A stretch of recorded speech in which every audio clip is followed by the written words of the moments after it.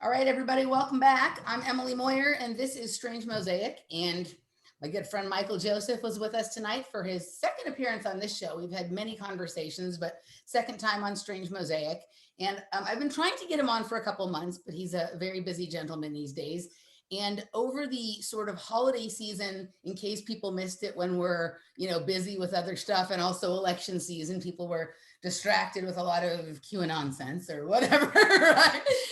You put out one of your most copious works, in very much in the same tradition and style that you've done your occult science and your occult cryptocurrency and all the series that you're really well known for. You put out a series titled Apocalyptic Elections, and it's really good.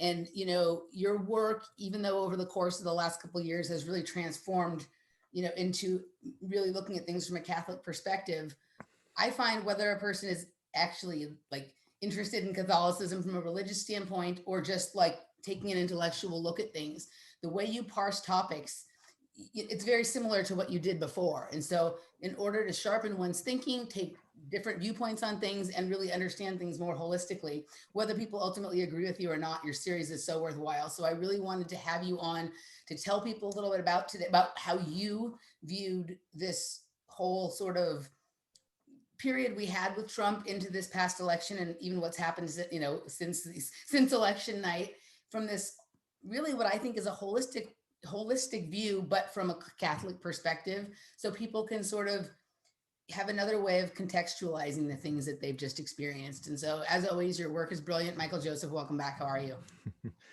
Thank you. Well, I got out my usual whiskey drink for coming on your show. I only party with you, Emily. And what's funny is he parties with me when we're not partying, because we always party on nights, right? But although we did have we just came back from San Diego, and we did have a lunchtime cocktail. So I don't know, maybe for the second hour we'll pour a little of the good stuff. Make a little something, yeah. Save a little for the second hour. All right, excellent. So before we get into the meat of this stuff, just how you doing, what's going on, tell people kind of a little bit about where you've been, because I know you're the kind of person that a lot of people followed for a lot of years, and you're just not around quite as much anymore. So what have you been up to? Yeah, a lot of stuff. Well, engaged, trying to get married without masks in the fall. And a lot of things going on with the lockdowns pretty much destroyed my old business and how I made money, so it kind of been crappy with that. But I have my members section on my website. Michael was an esoteric dog walker before the lockdown. Yeah, pet service and everything like that. And it's been very good for me over the years. But, doing a big move and a lot of changes, it was something that I was able to still do and try to make transitions to other projects. And, with everything that happened, it just kind of, like with most people, kind of screwed them over in a lot of ways. But nonetheless, setting that aside, things have been good. Otherwise, been pretty healthy and, happy in my home life, but just the rest of the world and everybody else going crazy, that's been the source of all the struggles, really. So from my own personal standpoint, my own personal inner battle, it's been pretty good. I've been okay, so happy for that. And then I was kind of just done making anything on the channel in public. I have my own spiritual path and journey with that all, but just a lot of weird stuff started happening before the election. And then the election night, to me, it was just kind of like viewing something that I just didn't expect, where it was just like the entire abyss opened up to stop this from happening. And I was just like taken aback that like this is not normal, even for all the weird stuff that I look at. You know what I mean? Like this is like some cosmic thing happening, and it just happens to be through this vehicle of an election. And so with all the stuff that I've been researching with, Catholicism and bringing together all the esoteric history, and really, I mean, if anybody's followed more of my stuff recently, I just try to take every single viewpoint I can think of and their history books and compare and contrast and try to find the common thread.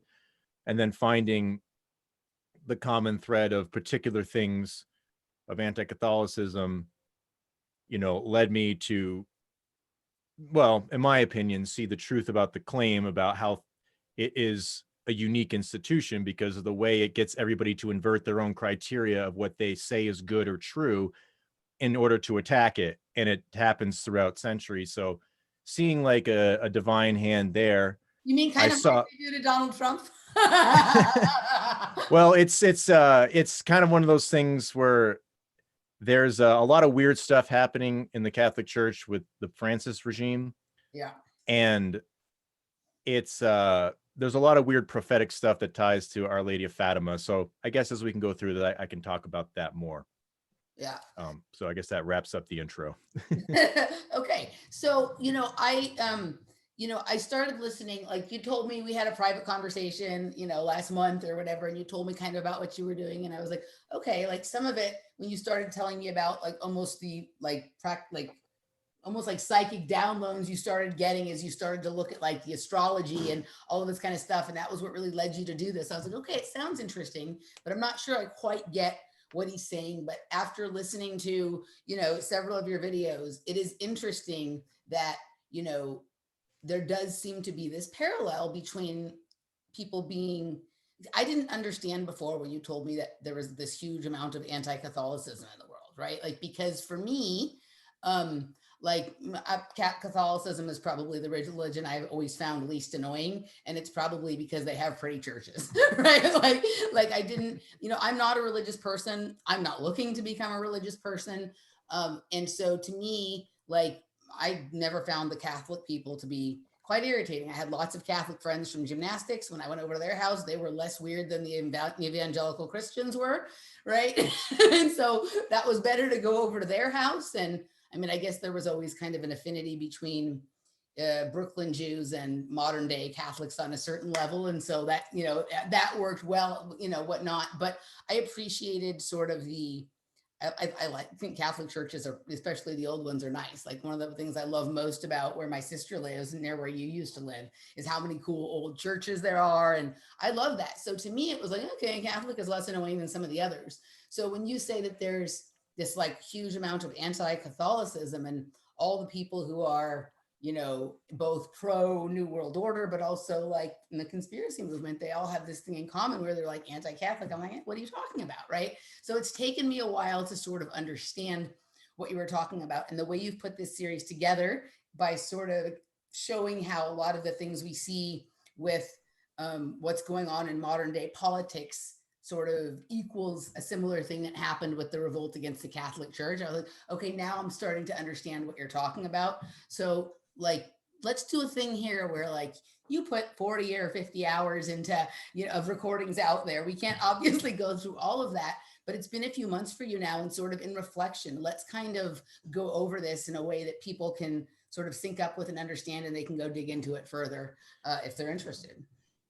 Yeah. I mean, basically, all the things that people are going to not be so thrilled about with Catholicism. I mean, we all know the difference. We all understand the morality and stuff like that. So that's just out there. We don't need to like focus on that. But for me, my whole thing is trying to put together a series that tells you what the objective Catholic teaching and understanding is, whether you accept it or not as an explanation for reality, at least you're aware of it.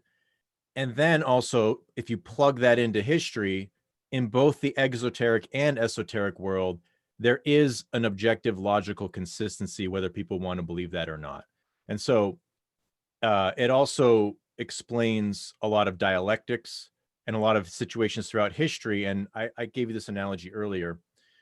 There's a difference between two bodies, if we want to just break it down simply into, the Holy Spirit body versus the, satanic spirit body.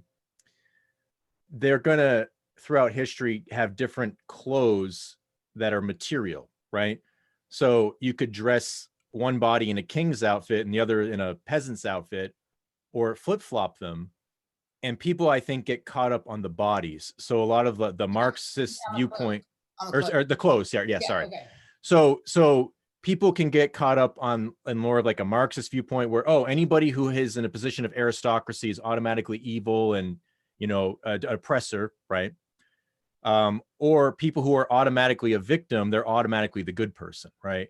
And so I think you kind of see that with a lot of what's coming to fruition now, where we're maybe being shown that that's absolutely not true. And in fact, the people who have been crying oppression and all that kind of stuff have become the most tyrannical and things like that. And so this really goes back to a lot of history. And what I really try to do in this series is just go through the history and try to show a continuity, but telling you when the clothes are being swapped around and this or that and whatever. And so that's really the nature of it with symbolism, where the Catholic viewpoint is there is an objective, literal, historical understanding of something, and then there's a typology of that echoes throughout the ages. So this is different than the Masonic system, which says, oh, look at this culture has this concept and that culture over there has this concept, therefore they're the same because they both have a goddess, right? Well, it's like, well, what's their definition of that? What's their exegesis on, like, how do you interact with these deities? Because those things actually do matter. And so the point is that you have to decide whether you think there's an objective reality or everything is purely subjective. But then if everything is subjective, then why are you complaining about everything? Because that doesn't really make any sense, because you don't really have any philosophical grounds to. And so the Catholic viewpoint is built upon an objectivity, but we all subjectively are tied to that in different circumstances. So it's a way to harmonize things that seem opposite. So the church and the state, the objective, the subjective, and the macrocosm and the microcosm. So in my opinion, it's kind of like the occult system flipped upside down. A lot of the same broad themes, but they have a specific definition that either has a grounding over time, or as it goes on, it develops and fleshes things out more and creates said dogmas that people get very upset at when they decree them to be dogmas. And it's interesting because a lot of times when certain groups react to something like the dogma of, you know, Marian dogmas in the 19th century, they tend to be groups that shouldn't really care all that much. Because, like, for example, Protestants, you know, people probably heard a lot of them complaining about Catholicism and all this fake stuff and, oh, it's not biblical and whatever. It's funny, if they just think it's false and a problem, I don't understand why they're so fixated on it whenever it does something like creates a new dogma. Well, if you've just thought it's false for hundreds of years, what do you care about another new false dogma? It's like they can't turn away from it. They're almost like their reality is based upon what the church does, but it has to be a bad guy. And that's been kind of a similar parallel with stuff going on with Trump. And that's kind of maybe what I could flesh out. Maybe some of the weird stuff going on with Donald Trump that's tied to the Fatima Prophecies in Catholicism. So maybe that outlines the foundation. Yeah. So the last time we talked on the show, it was kind of, you were just kind of at this place where, like, you know, whatever. I don't really love Trump, but he seems to, it's better than the other stuff and whatever. And then election kind of came and went, and suddenly you were like, wow, this is actually, there's something, didn't turn you, I'm not saying it turned you pro-Trump, but you suddenly realized there was actually much more going on here than just, like, you know, people like you and I, we can become very sort of glazed over when we look at this kind of stuff, because we recognize how bullshit and how fake it all is. So sometimes, like, I have to be careful not to sometimes miss the symbolism or the energy of something, because I'm like, yeah, I've been here, done that, not even gonna pay attention or whatever. You noticed there was something that had, you know, a theme or a feeling or an energy behind it that spoke to you in a different kind of way. So take us through how you sort of noticed this and what you began to sort out. Sure. I think one of the fundamental things is the discovery of America was kind of an important kind of like a mystical way for both the Protestant and Catholic nations. So there's this battle going on between Spain and their evil Spanish Inquisition, as everybody calls it, and kind of like the British imperialism. Those are the two main powers that are expanding. The Portuguese on some level and the Dutch on some level. And the Portuguese would be more Catholic and the Dutch, you know, end up becoming more Protestant. And so really, I think one of the most interesting things is that a lot of what's going on and what I go through in the series kind of sources back to the 1200s. And this is seen as like the golden age of scholasticism and Catholicism. This is like Thomas Aquinas. This is King St. Louis IX. The Crusades are all happening. And as much as people want to bash the Crusades, if you look into the North African Turkish masters and slave masters, that's what they were fighting against. So before you get cranky about the Crusades, actually look into what the North African slave trade was actually like.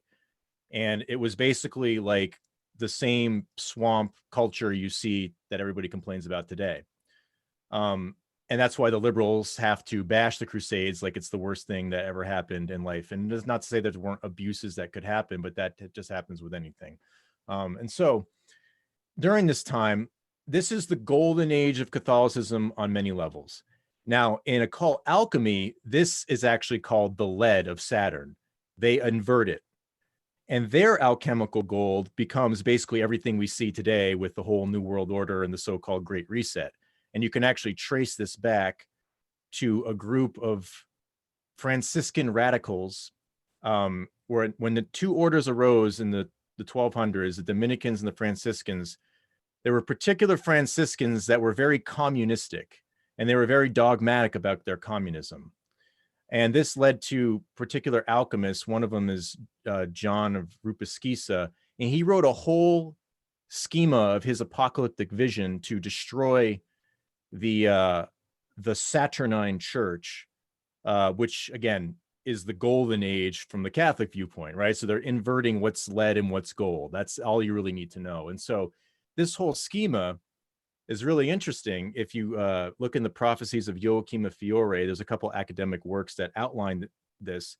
They're all these Franciscans are like basically basing their system off of this Joachim of Fiore, but they're kind of bastardizing his prophecies in a lot of ways. And so they plan about this revolution that's going to loot the property of the church and call for, you know, this whole rebellion to be justified against the hierarchy and how evil it is.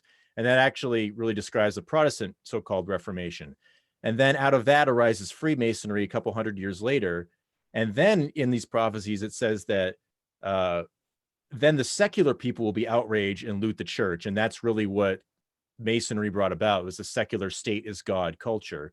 And then the next incarnation of that was the Bolshevik Revolution in 1917. So there's a 200-year interval here, 1517 to 1717, a Masonry officially being established in Britain, and then 1917 with the Bolshevik Revolution that brought about pretty much the, you know, everything we see today with the Antifa and BLM, that was like what it was back then in Russia. And so that gets into the Fatima Prophecies and stuff like that. So part of this whole schema was to destroy the church from within, have a subjective Holy Spirit that's feminine, like the divine feminine, and we're going to neglect the evil patriarchy, and we're going to redefine everything, and we're going to bring about a Novus Ordo, which is the terms that have been used for the Vatican Council in the 1960s, right? The 60s where everything changed.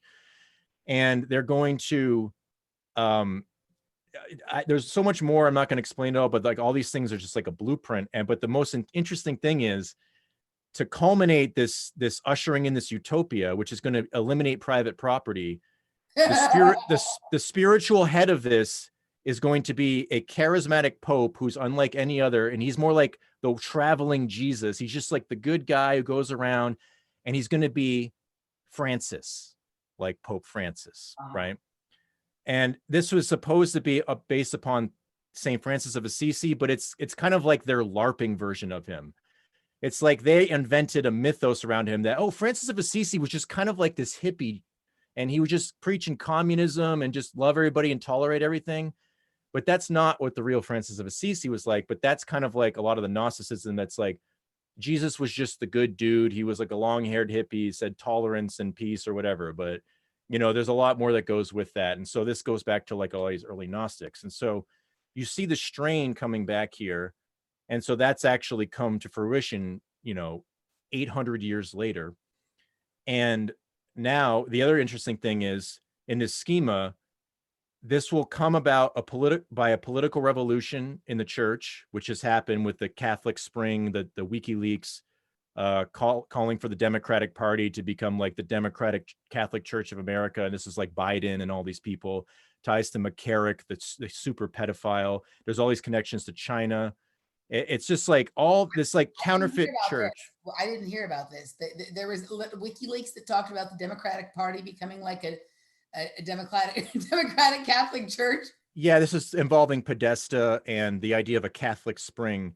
And they're going to try to use money to change the message of the church to speak out, like that's speaking out against, abortion or whatever. And they want to like get them be more politically motivated and more in line with democratic principles. People can debate whether those WikiLeaks are true or not, but it sure seems to have happened. Yeah. And this all happened just before the election of Donald Trump. And this is during the time when, Trump and Hillary are battling back and forth. So this was part of the Podesta leaks that were part of the Pizzagate pay stuff. This was I wouldn't, that was all caught up in it, but I don't, the Pizzagate, I'm just like detaching from that, but that was the time. Yeah. That's my point. Like, right. That was in those dumps where people got really, really focused on walnut sauce and things like that. There was also this other thing that if you really look at like who's been running things, Pelosi, Biden, Gavin Newsom, blah, blah, blah, seems very like Jesuit fault, right? Kind of thing, that what you're saying, we see a lot of this like Green New Deal, UBI, stimulus payments, blah, blah, blah, blah, blah. That sounds like almost exactly what you're saying. Yeah, exactly. And I would say this is not the Jesuits for 400 years. There's so many like incredible lies that have been told about the Jesuits. It mostly comes from Protestant propaganda. That's a whole nother topic. We'll probably touch upon it here or there, but at some point during the mid 20th century, the Jesuits started getting infiltrated with theosophical ideas. And this ties into the Second Vatican Council, Pierre Teilhard de Chardin and all that kind of stuff. But a lot of that infiltration actually comes from Protestantism because these spiritual Franciscans influence a lot of these Protestant reformers. So here's the irony. All these Protestants were succumbing to these Gnostic ideas. They just didn't know that they were Gnostic. And again, you can prove this in all academic stuff. It's actually not that complicated, but nobody wants to be honest about the academic work on it. And it's just kind of like, I'm reading through it. I'm just like, wow, like, are you kidding me? Like the Protestants been saying this for years. And it's just so the opposite of what they're saying, where they blame the Jesuits for everything bad. It's like the projection game, like we've been talking about, right? It's the scapegoat. And so it doesn't mean that there weren't issues with Jesuits in certain situations, but on the whole, the Jesuits were fighting against all these New World Order machinations more so than any other group as far as European Christendom goes. And so the point is, in these prophecies, part of the way to bring about this new Francis utopia, well, there's going to be these crises, and there's going to be called what's called a great restoration or like a great reset, right? And again, these are all these spiritual Franciscans that influence people like William Ockham, who influenced Luther. So it's ironic that the Protestants back during the Luther times called the Catholic Church the Antichrist, the beast, and all that stuff. But that really comes from these Cathar Gnostics. And then, like I was talking to you before, the idea that God judges you by your own criteria you set. The ironic thing is the church has become like the beast right now under the Francis regime, but it's because it adopted Protestant principles. During the 1960s, they changed the mass so it could appeal to Protestants. They got 8 or 9 Protestants to work with this guy to make it more Protestant, to appeal to Protestants. So the funny thing is, when the Catholic Church has become what everybody's wanted it to be, more tolerant, to be nicer to the Jews, to be nicer to the Protestants, to be nicer to the Masons, to be nicer to whatever. Ironically, after it did that, that's when all the scandals have like really break out, all the crazy stuff. So either you have to at least admit that maybe that's a problem. Maybe there's some responsibility for some of those groups where they actually did what you said and it turned into this pit of vipers. Mm-hmm. And that's kind of the difference here. And so there's, ever since World War II, there's been like these 2 peace plans for the world. There's been the UN agenda, which is like the Pope Francis agenda, mm-hmm. which is New World Order on steroids and everything that we hate right now. And then there's this Fatima plan that has been suppressed. And that's all the evil Saturnine Dark Age dogmatists that promote the Fatima plan. And that's kind of the dichotomy here in the church. And so one easy way to demonstrate this, it's really interesting. We talked about St. Francis and this kind of like alchemical transmutation of him. Well, in 1776, there was another founding, and that was San Francisco, St. Francis, San Francisco, right? And this was by Catholics, Franciscans, and a lot of the Jesuits were involved, and they were converting the Native Americans to Catholicism. And during this time, San Francisco was actually pretty primitive. It was still kind of like an Indian village in a lot of ways. And so surprise, surprise, in 1848, we get the gold rush, and all these Masons and Protestants come in and they genocide Indians. They bring in this multicultural, like people from India are coming, people from China are coming. Everyone's rushing for gold, right? And they actually genocide these Indians. And this brings about the modernization of San Francisco. And they've transmuted it into a different kind of gold. So the Golden Gate Bridge and all that kind of stuff, where it used to be Spanish Catholic and it used to be all these people who were converting Native Americans. Now, here's the interesting thing. The Protestant Masonic establishment has always called Spain the evil gold diggers. Oh, they stole gold from the Aztecs. We're going to pretend like they weren't human sacrificing, and they genocided all these Indian people. But really, a lot of the times they were genociding or killing the human sacrificers, and a lot of the other tribes fought with them.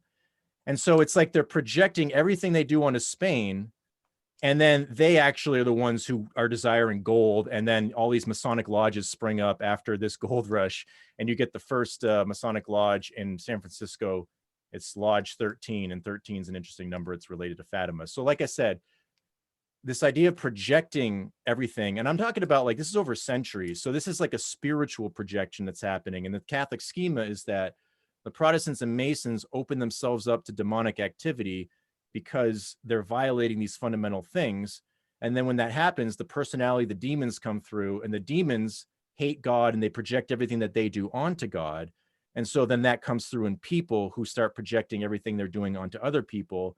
And then when they see the presence of God in the spiritual sense, not talking about what you see in the physical world, then they get more triggered, if you will. Mm-hmm. And that leads to some of the weird Fatima stuff, I think, with Donald Trump, where again, it's not about Donald Trump, the man, it's about weird stuff going on with the Fatima prophecies and things in the White House that I think were really interesting in conjunction with all that. So I've talked enough. You can respond with whatever. Okay.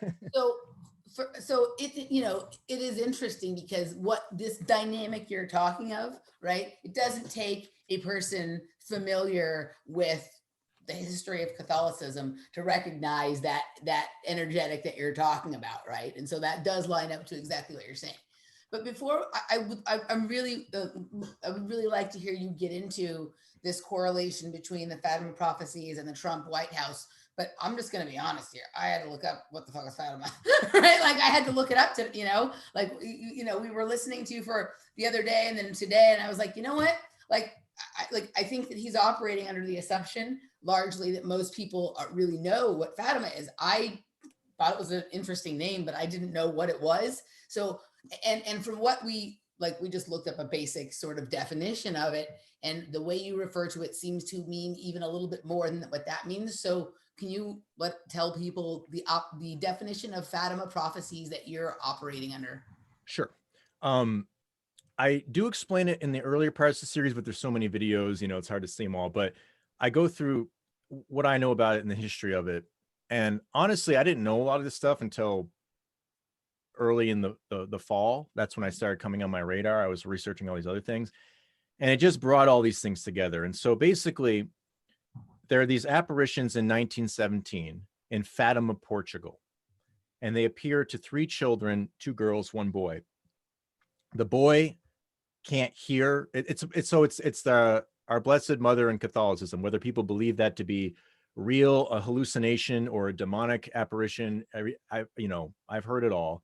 But from the Catholic viewpoint, these things have merit and weight, especially because what was predicted then has actually come true. And so these 3 kids, again, they're like, I don't know, 6, 7, 8 years old or whatever. They're super young. And this is back in 1917 where we didn't have the internet. You didn't know everything's going on. People really just, they have this way of putting our modern standards onto everything in history, and that's called modernism and Catholicism. It's like Pokemon Go, right? They're like superimposing these little virtual characters onto the field of reality. Yeah. Exactly. Yeah. And so it's just like what all the SJWs do, where everything is racist because your modern conception of everything, you're imposing your own subjective standards onto everything throughout history. And it's just incredibly arrogant So thing there to was no do. internet, and most people had never been farther than 5 miles from home in Right. 1970. And these poor Catholic kids in Portugal, they don't know any of this stuff. So there's a series of apparitions. They begin on May 13th, and then they happen on the 13th of every month until October 13th, except for there's one time in August where the Freemason mayor imprisoned these children, because at this time Masonry was like, people don't understand, Masonry in Catholic countries is like genocidal. Masonry in Protestant countries, not much of a problem. And that's why it flourishes so much in Protestant countries, because they're tolerated. And it actually, is this where the superstition around 13 comes from?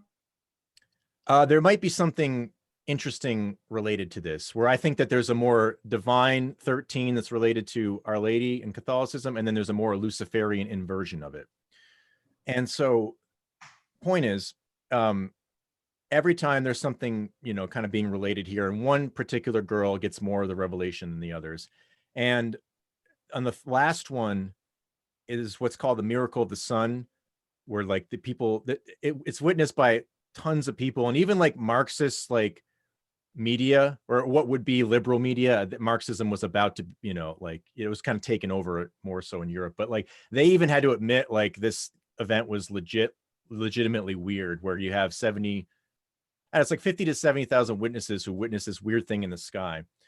And so what is predicted is that, you know, humanity is going through a period where it's rejecting God and it's being punished, and the world wars are a punishment of that. The current world war that is like, you know, all kind of breaking out during this time. And then she says that the errors of Russia are going to spread if, you know, certain requirements aren't met. And so the errors of Russia haven't really happened yet. This is all, the czars have been overthrown, but it hasn't had the Bolshevik Revolution yet, which is like the really hardcore, crazy version of it all. And so just after the last apparition on October 13th and the miracle of the sun, then the revolution breaks out in Russia. And so how are these little kids supposed to know that like that is what's tied to this? You know, the kids even thought Russia, because she was saying that Russia needs to be consecrated to her Immaculate Heart. They thought Russia was just like a woman's name, I guess. Like, oh, they're telling the priests, like, we got to create this Russia lady or something, right? Yeah. So they don't even know what it is, right? So, and then meanwhile, you have that revolution going on. And so then there's also these predictions saying that if these requirements aren't met, then another war will break out that's even worse, and it will happen under the pontificate of Pius XI, Pope Pius XI. Now, he wasn't a pope then. There was no Pius XI at the time. And so under Pius XI, he died before the official breakout of World War II, but Hitler invaded Austria, and Austria is seen as like the last bastion of Catholicism. So if you look at it from the Catholic viewpoint, how does God view it versus how does man view it? If man views it, oh, the war began when Hitler invaded Poland, right? And that's what men say. But the point is, from the supernatural perspective, how would God view it? And Austria is way more important for the history of the Holy Roman Empire. And this is where the last emperor, Karl of Austria, he ended up being exiled to Portugal, actually, in an island in 1918. And so this is a result of World War I, and all the Allied and Axis powers really kind of teamed up against the Habsburgs. And actually, it's funny, if you read Mein Kampf, the first group that Hitler bashes is not the Jews, it's the Habsburgs. And he calls them a rotten and degenerate dynasty. So he thinks they're racially inferior. And it's ironic that Hitler didn't have any children, but Karl of Austria had like 8 children. So apparently they're degenerate and Hitler's not. And so Hitler hates the Habsburgs big time. But that actually sounds like the loony leftists of today, right? Like, save the planet, don't have any children, right? And a lot of them that don't have children want to tell you how you have to educate your children, right? And so anyways, the point is, the Habsburgs and the Christian Social Party was the last bastion, because what was going on in Austria and Germany during the late 19th century and early 21st century is pan-German nationalism is rising, which would lead to the Nazis. And then there was a lot of liberalism and Marxism running around, and they were battling each other, right? So this is like the Nazis hate the Bolsheviks hate the Nazis, the liberals call everybody a Nazi, right? There's like a dialectic there, except for they kind of believe in a lot of the things the Nazis did with like eugenics and stuff like that, but they have their own version of that. And so the Catholics were trying to battle for control to sort the problems out and sort the issues out, with a lot of Jewish people becoming liberals.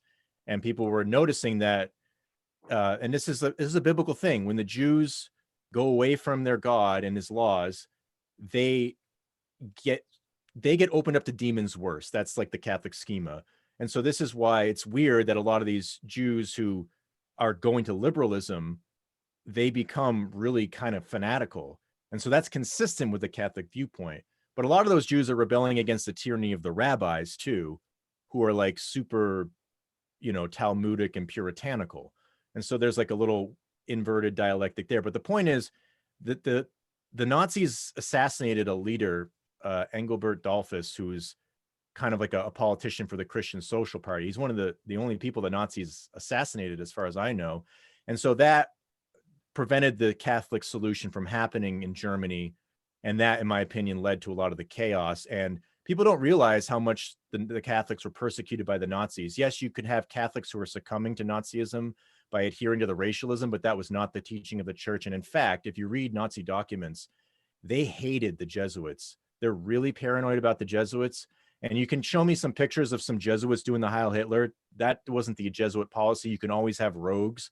And that's what the Protestants have to do. The funny thing is, if you read pre-Nazi literature, they're heralding Luther as an Aryan hero because Luther was against the Jews and the Catholics. So Luther became so useful to the Nazis. And it's so funny that all the Protestants are like, the Jesuits created the Nazis. It's read a couple books and it's just like, I'm dumbfounded by how silly that is if you actually read some of these books. And so a lot of the Nazi occultists thought there was a conspiracy. You read books, and that's where the problem is for most people. Yeah, and like a lot of these Nazi occultists, like the ones that were really into like some of the weirder stuff, I don't think that was the predominant view of the Nazis, but there was a faction in them. Yeah, they thought that there was a conspiracy of the Jews and the Catholic Church of trying to impose their will universally. So they brought in the Catholics with that universal conspiracy that they were fighting against. And so that's what a lot of people don't understand. The Nazis really didn't like the Catholic Church. They appreciated like the hierarchical structure of it, but this is like the Bavarian Illuminati. They hated the Jesuits, but they adopted some of the structure, but they inverted the principles of it. In fact, they projected everything that they did themselves onto the Jesuits, and the Bavarian Illuminati was exposed. It's funny, like so many people hate the Illuminati. Oh, they're so evil. It's like they were exposed by a Jesuit. He wrote a whole book exposing the Illuminati. So the only reason the Illuminati's doctrines, which are basically like university Marxist stuff, is because of a Jesuit. So you should be thanking him, not calling him the founder of the Illuminati. It's so bizarre. And so, this is kind of the foundation of this. And so what happens is the war does break out, just as Fatima predicted to these children. And the last thing I'll mention that's kind of weird too is Pope Leo XIII in 1884, in Catholic tradition, he got a vision of Satan having a dispute with God or Christ, and saying that, give me 75 to 100 years and I'll destroy your church. And God says, okay, I'll grant you that. Do your worst, right? And this actually is kind of reflected in the story of Job in the Old Testament, where Satan is saying, let me F up Job's life and he'll turn away from you. And God's like, okay, I'll allow you, but he's not going to turn. He's going to stay loyal. And so it's interesting that 33 years to the date of when that vision is supposed to have taken place is October 13th. That's when the last Fatima apparition happened in 1917. And then if you map that out 75 years, it comes into 1959 when the Second Vatican Council became initiated. And that's where the transmutation in the 1960s happened, where you have the first Catholic president of JFK is assassinated in broad daylight. There's a weird Kabbalah ritual around all of that, which I think is more spiritual rather than men. That's more my viewpoint this time. And then that was when they were transmuting the church. There was this huge effort to like hijack the council and reinterpret it and use the media to reinterpret all these things. And then you have the whole alchemical transmutation of society, and San Francisco becomes a huge hotspot for all of that. So you just see all this wild stuff culminating, and a lot of these popes are defying what Fatima asked, or they're doing half-hearted consecrations to Russia. And this is weird because during Russia, there's like a whole Cold War, Russia's bad and, you know, whatever. And so it's kind of funny that now Russia's still bad, but it's actually becoming more Christian. There's still problems in Russia.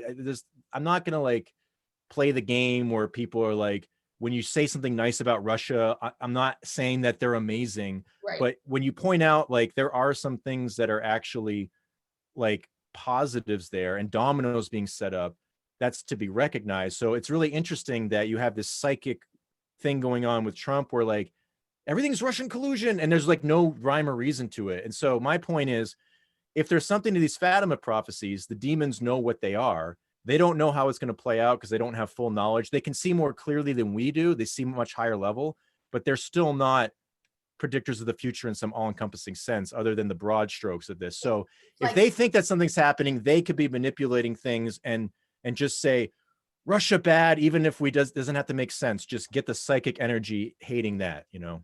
If we pretend we believe in space for a minute, so like they would be on low Earth orbit, there'd be the satellites in low Earth orbit as opposed to high up in the higher atmosphere where they could see everything going on at the I got you.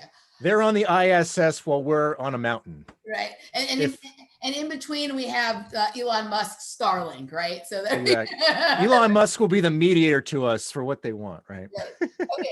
So now let's take this to the Trump White House. And like, I know, like, though you and I have sort of different, I don't know that we have different like topics that we're interested in. We come at them from totally different ways. So for me, when I start to look at something, when there starts to be like, it's a kind of like synchro-mysticism or syncretism or whatever, right? Where I'm looking at something and I'm noticing that it matches the energy of something that should seem separate, but in fact, like, not only is it not separate, it's like they are almost exactly the same. And like the energy of one seems to directly affect sort of the other. And there begins to be this feedback back and forth across time, across space, across boundaries and barriers. And that's when I'm like, okay, I'm onto something and this is a topic I'm going to dig into. So what happened, what started happening either in the Trump White House that made you think of this stuff with the Fatima prophecies, or when you discovered the sort of more deeper elements to the Fatima prophecies, you were like, oh, whoa, this is what's happening over here. Yeah. I think one thing to reemphasize again is the anti-Catholic history of America until the 1960s. Then all of a sudden the church started becoming cool for some reason. And that's because it became more conceding to the Masonic state. And that's kind of the criticism of JFK. He was actually abandoning his Catholicism for Masonry, getting rid of prayer in schools and all this stuff. But did he perhaps have a conscience at some point, and that kicked in? And maybe once he had that conscience, they didn't like that. And there was something really weird. And the other interesting thing is in Vietnam, No Dinh Diem, if I'm remembering that correctly, he was a Catholic who was trying to bring about a Catholic confessional state in Vietnam. And he was assassinated a few weeks before JFK was. And there's like a whole weird thing going on with that nobody really knows about. This seems to be almost a rite of passage for the gentleman in the Kennedy family, right? Because you can even look at like RFK Jr. right now, who like has backed a lot of ideas that you and I are both probably against, or we can see how this was not really a good thing, but he was very for them. And right now he's, you know, at least in terms of like your and my worldview in this issue, he's on the right side of history, right? And it's causing him to reflect back on the people he's associated with in the past and how they're behaving during this time, and starting to look back and go, well, what else was really going on with all these other things I was a part of? So this seems to be a rite of passage for the Kennedy men. It's interesting. Yeah, exactly. And from the Catholic viewpoint, I'm not saying this happened with the Kennedys, but maybe more in spirit. If a Catholic becomes a Mason, you're seen to get like a demonic curse attached to you that's going to affect your children. And so it's interesting that the Kennedys seem to have this curse where all these things happen to them, right? And so anyways, the other interesting thing to note is that there's a really great book. It's called 19th Century Transatlantic Anti-Catholicism. And basically this will help set the tone here. The WASP establishment, which is really an alliance of Protestants and Masons who hate Catholicism, this is what they say the Catholic Church was in the 19th century. That it was a bunch of effeminate men praying the rosary and being obsessed with Mary, who's like, they're making a god, right? Which is not true. And that the Catholic women were, or the Catholic convents were like, making women masculine, or making them, putting them in convents and in a state of celibacy was making them sex crazed nymphomaniacs and turned them into like, basically like, you know, sex craves whores or something like that, or it turned them into like butch superiors or something like that, right? This is the propaganda against the convent. They also said that the Jesuits during that time, these are a different set of Jesuits I'm talking about, the old school ones that are more traditionally Catholic, they're hanging out with the quote unquote savages, like they, you know, San Francisco, right? When converting a lot of these natives. And the Indians back then were still seen as horrible, right? Now the Indians could never do any wrong, but back then they're seen as uncultivated, and they would actually snatch the WASP women out of the kitchen and butch their hair and like make them like live in savage wilderness and stuff like that. This is the propaganda, right? Did you read Sophia Smallstorm's series recently on the Apache Indians and how brutal they were and all that? It was it was almost impossible. It was really hard, difficult to read, but it matches what you're saying. It's very interesting. Yeah, and some of these tribes were converting, and usually the ones that seemed more tame were the ones that liked Catholicism, and the ones that were more hardcore and lawless just stayed that way. And so the Indians would all team up against each other. They didn't even like each other. So this idea that they're all one in Kumbaya is just complete nonsense. And it's really just similar to the pagan tribes of Europe before Christianity spread. They were all warring with each other, and they still warred. But the point of Catholicism is that it's a controlled chaos. You'll never have utopia, but it will control things so it doesn't turn into open borders chaos. And so the point is that the WASP establishment breeds open borders chaos. So they're conflating the Jesuits with uncultivated land, evil Indians, and that they're like stealing women from the kitchen. So women, stay in your kitchen. Whereas a lot of the nuns in Catholicism were actually getting out into the social sphere, and they were actually, Catholicism was bringing a sort of a women's rights for women and putting them in the public sphere. Granted, you know, they were part of the convent. And so it's just really interesting. Think about what the nation is setting as a criteria of what's good. The Protestant patriarchal man is the leader of progress and knowledge, and this is the New York Times version of America during this time, if that helps, right? All the universities, everything we complain about today, the New York Times, you know, Washington, whatever paper, the universities, this is what was being pumped out during the time. And it was all calling the church horrible and evil, and the Pope is a despot, and the Catholics are going to infiltrate in our public schools, and the public schools are the most amazing things ever, even though it's just completely brainwashing us and everything that we complain about today. And so think about within 100 years, how does this get flipped upside down? Where I thought that the Catholic men with rosaries are supposed to be the effeminate soy boys, according to them. But now we have all the men who have become effeminate soy boys. And then you have a lot of these women becoming more masculine and being more authoritarian, if you will. Yeah. And then, but the ironic thing is the Jesuits have actually become what they claim they were. They're like Pope Francis hanging out with Pachamama and succumbing to all the pagan cultures and stuff like that. So that's like kind of a funny inversion. So it's almost like all of their criteria they set has been completely inverted within a century. And the Catholic side of it is that they can't become like the stereotype that the WASP establishment set, but a lot of them have, and that leads to the Cuomos or the Pelosi's and Bidens and stuff like that. So there's an ironic, weird judgment, but it's subjective, but it's still tied to just an objective reality, if you can see what I'm saying. So that's kind of like the scheme of how God works. He works with everybody's subjective situation, but it's with an objective set of reality. But how do you perceive that? So when you're like, how is everybody perceiving this reality in a completely different way?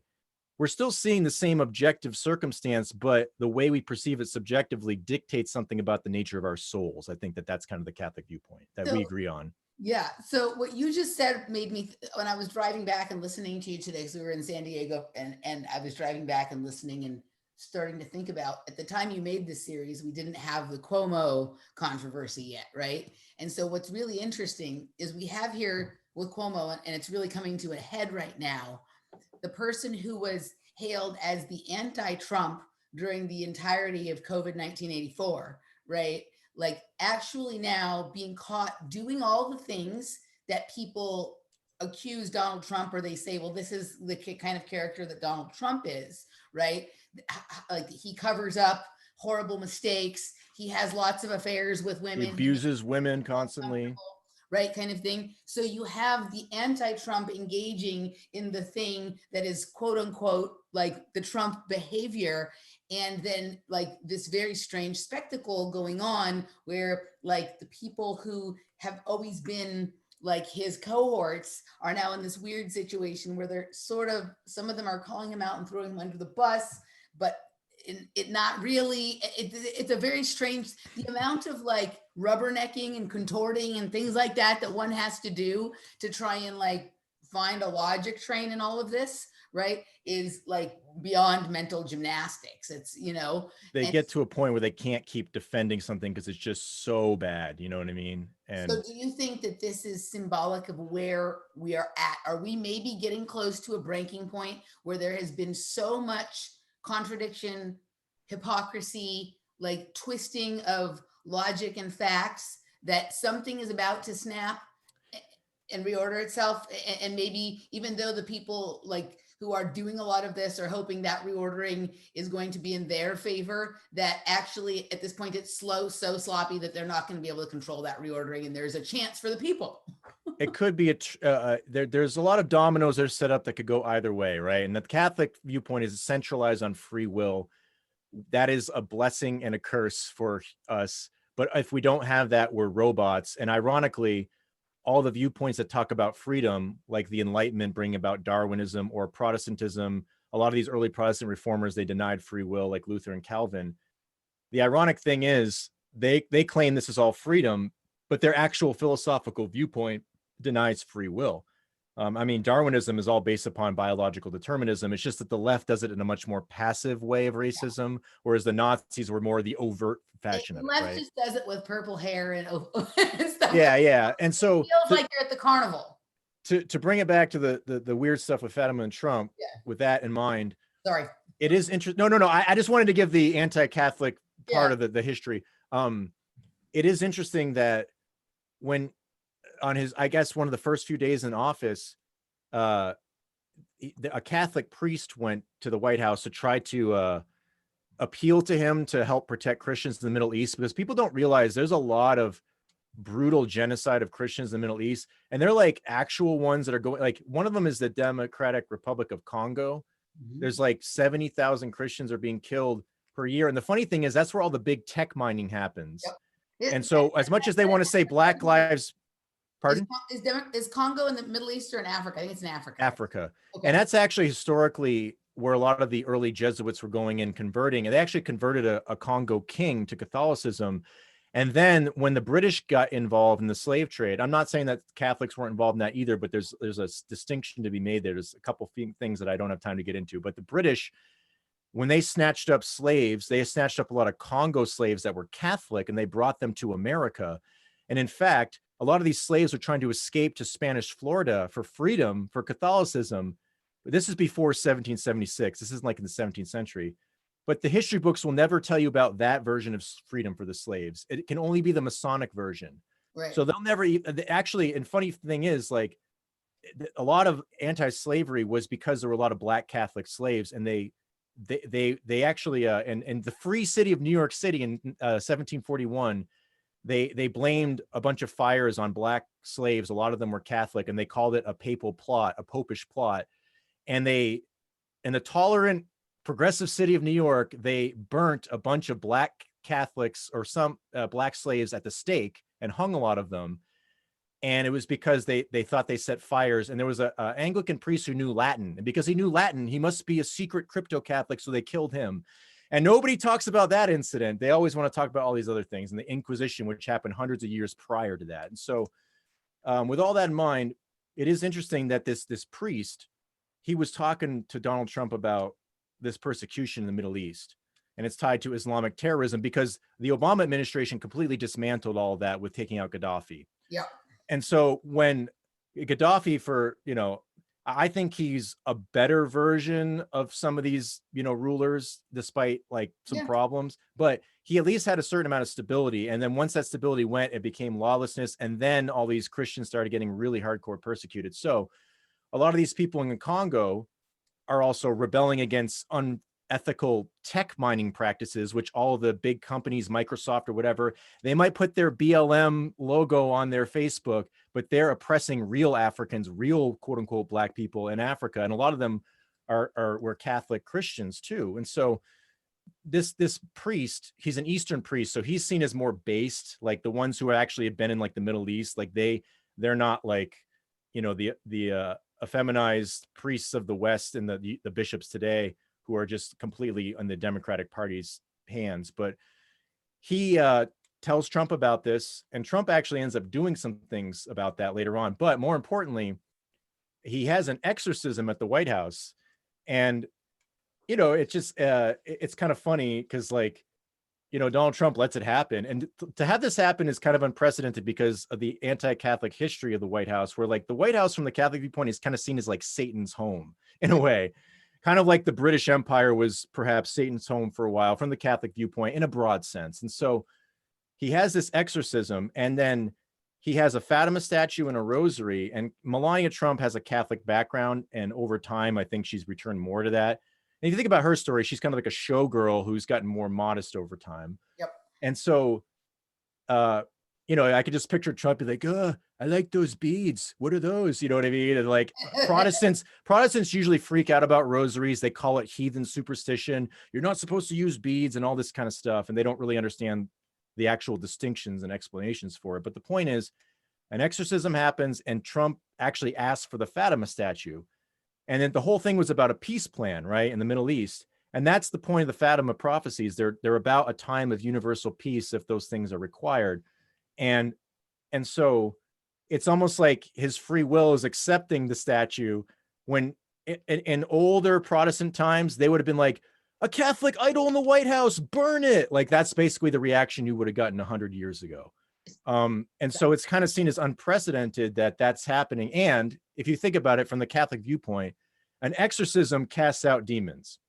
And so if there's all these weird things going on in the Obama administration and these secret machinations and covering stuff up, and perhaps a demonic activity that even non-Catholics might admit, even some secular people might call it kind of demonic, right? And so if that's spiritually cast out, does that, because the idea of an exorcism or like a baptism is you're cleansing out yourself spiritually so the Spirit of God can indwell in you, and then you can choose to conform to that and get better with that, or you can rebel against it. But nonetheless, that's the initiation process. So if there is something to that, and there's something about the Fatima message being accepted, even if Donald Trump has no idea what that implies, is that perhaps from the Catholic viewpoint, a chance to allow the presence of God to be more present in the White House with flawed instruments, right? Yeah. And so in Catholic theology, the demons react to Christ and Mary because they have an intrinsic connection. And if Mary is the replacement for Lucifer, he hates women especially. And so this is the idea that Gnosticism is actually a hatred of women, even though it talks about it being women's liberation. It's kind of a joke, where actually women represent creation, and creation's evil in Gnosticism, biological creation. So this is why the Marxists hate childbirth and all that kind of stuff, right? And so it is interesting that you have this reaction that happens for the next 4 years that is like, what is this like Trump triggering or like Trump derangement syndrome? People like can't explain it. But from the Catholic viewpoint, could there be a spiritual presence, and there's this like beast of Trump there that's the face, that's kind of like the joke, and it's like God's joke? And this gets into tarot cards. It's almost like an inversion of the strength card, where the Luciferian virgin is taming the beast of Christendom. That's how you would look at it from the Catholic viewpoint. And this could be like Our Lady mocking the tarot card, if you will, and Trump represents the evil beast in like that image. But over the course of the Trump administration, like he was pushing up against the UN and the abortion, like worldwide abortion stuff. And these ways that like were never really reported on much, but it was freaking out the establishment because the abortion is like an inverted sacrament, basically. And so that's one aspect of it. And then later on, you had a peace deal where North Korea was threatening Guam, which is a tiny Catholic island in like, I don't know, the Pacific somewhere. And so the mayor of, or the governor of Guam asked Trump for help. And he wasn't even expecting to like get any, you know, it's just like a tiny little island. And Trump's like, oh yeah, come on over and let's talk. And he got North Korea to back off. And so the governor of Guam was a Catholic, gave Trump a scapular, which is one of these guys. I call them like the Catholic dog tags because they kind of look like that. But this is like an ancient devotion to Our Lady. And so this one was blessed in Fatima, or the one that he gave Trump was blessed in Fatima, Portugal. And so interestingly, there's a traveling Fatima statue that's supposed to promote the message of Fatima and world peace. So Trump makes a peace deal, protects a tiny little Catholic island that the Obama administration would probably not give two craps about. And he gets a scapular blessed from Portugal. And that statue that travels actually shows up in Guam later on, kind of unexpectedly for this governor, after like a half hour after the peace deal was solidified. So all these weird synchronizing things are happening. And then later on, the thing before we probably have to wrap up and go into the next hour, but there's an interesting event where, you know, after the so-called Summer of Love, where everyone's destroying everything, but apparently they're all peaceful protests. The modern Summer of Love, not the hippie one. Right.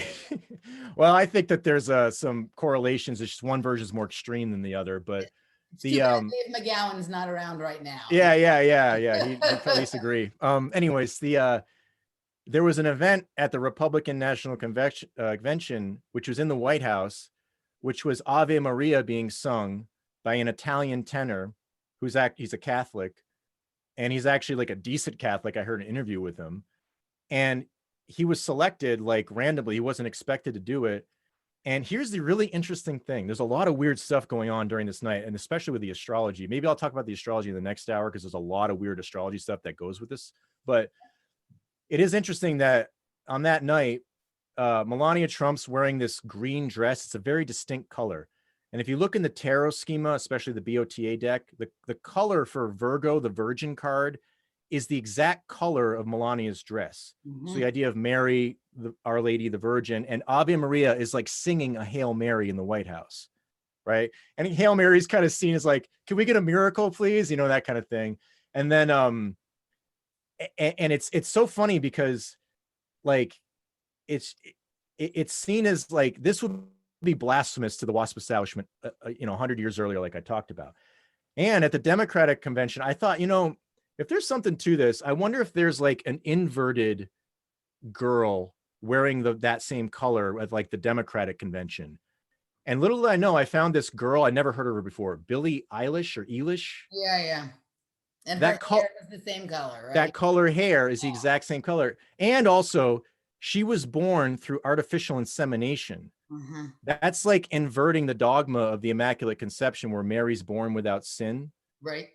And that offends a lot of Protestants. And so it's seen as like a divine conception of Mary. And then Billie Eilish, or Eilish, however you say it, she's born through a Promethean technology Immaculate Conception, which would be an inversion of that. And it's the same color for the card of Virgo. And the interesting thing is, all of this weird stuff is happening around Melania Trump's chart with a grand trine with the sun in Virgo. She's having a lunar return. There's all this weird stuff going on with it. And from the viewpoint we were talking about before, this would be seen as like an evil Catholic heathen idolatry to the old WASP establishment. And now these things are being seen as like the most Catholic moment in history and stuff like that. So there's a lot of weird stuff going on behind the scenes with the Fatima stuff. And it is kind of interesting, the international like movement to push back against the abortion. And then later on, the last thing I'd mention is at the end of that year. Oh yeah, last thing we could talk about in the next hour. There's a lot of weird stuff with eclipses and Donald Trump's chart.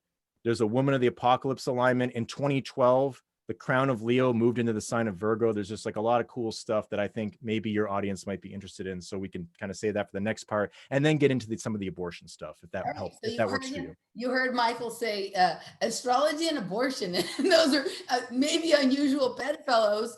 And but we're going to talk about those in the second hour. But before we go into the second hour, I want to ask you one thing that seems, it just came to me while I was listening to you talk. Do you know who James Lindsay is? All right, so James Lindsay is, he was sort of a very peripheral outer edge member of like the intellectual dark web.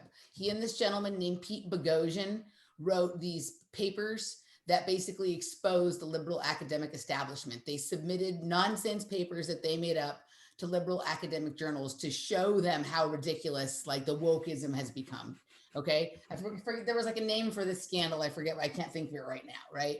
But he's an interesting guy. He has a YouTube channel called New Discourses, right? You should actually check it out because he's an interesting guy. That he is like a liberal guy. He's of the left, and he's an atheist. But after experiencing all the stuff he has experienced in the academic realm, he's over the course of this same period of time, really, that you had your transition.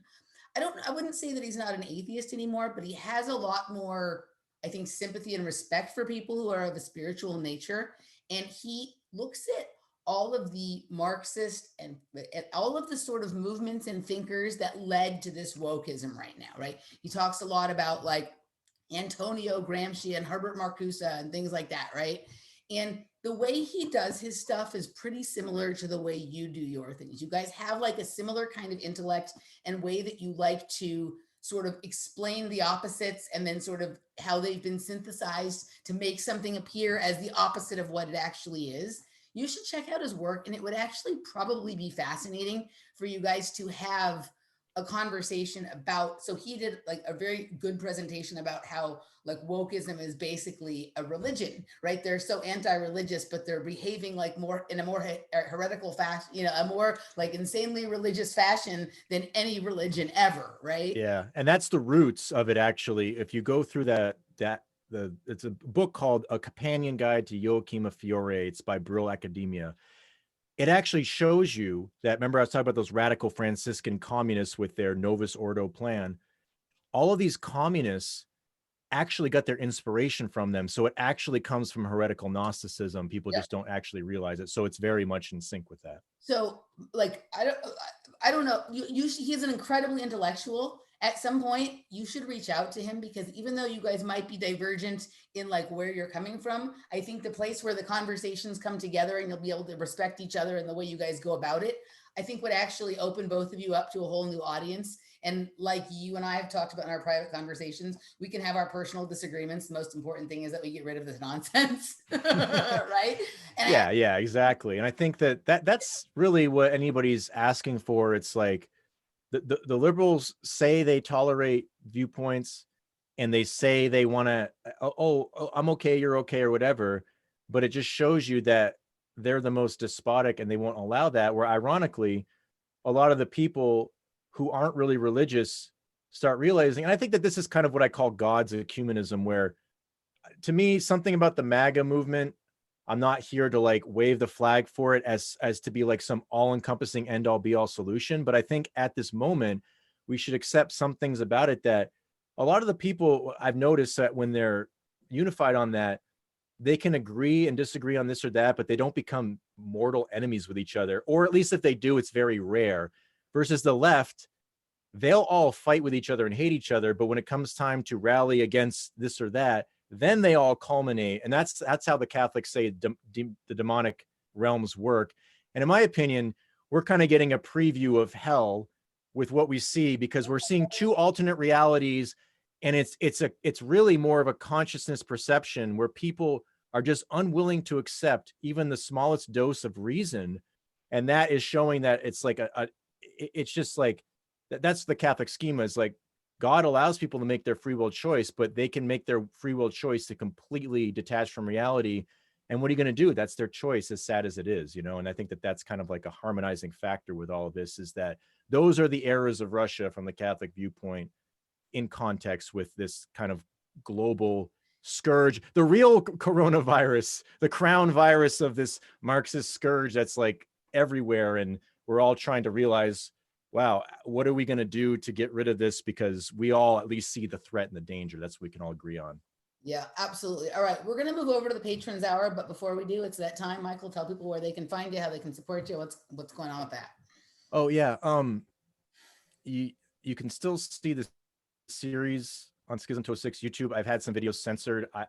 My channel has been floating on a life raft, it seems, but it's okay for now. I also have it. I've been posting it on Brighteon, but if you go to my website, I'll give you links you can put in the description, but Okay. rockstaresoterica.com. People can also sign up for the $12 a year plan. It's really cheap, and they can watch all of the stuff that I've had for the YouTube segment, plus a few other ones. And then there's the higher tier one that's $6 per month if they're interested. And they can always reach out to me by email and ask me, you know, what they might be interested in, and I can direct them to something that might be useful for them. And you've removed most of your archive from YouTube, but it is all archived on your website where people can still access all of your old favorite series. If you go on my YouTube, it's still under the playlist tab. They're Okay. just unlisted. And if you want it in a more secure fashion, you can be a member, and I still have like parts of the forum opened up and whatever. So it's all explained on my website and some of the plans. So all right, cool. So rockstaresoterica.com, guys. We'll see you on the other side. Patreon.com/offplanetmedia or emilymoyer.locals.com. We'll see you on the other side.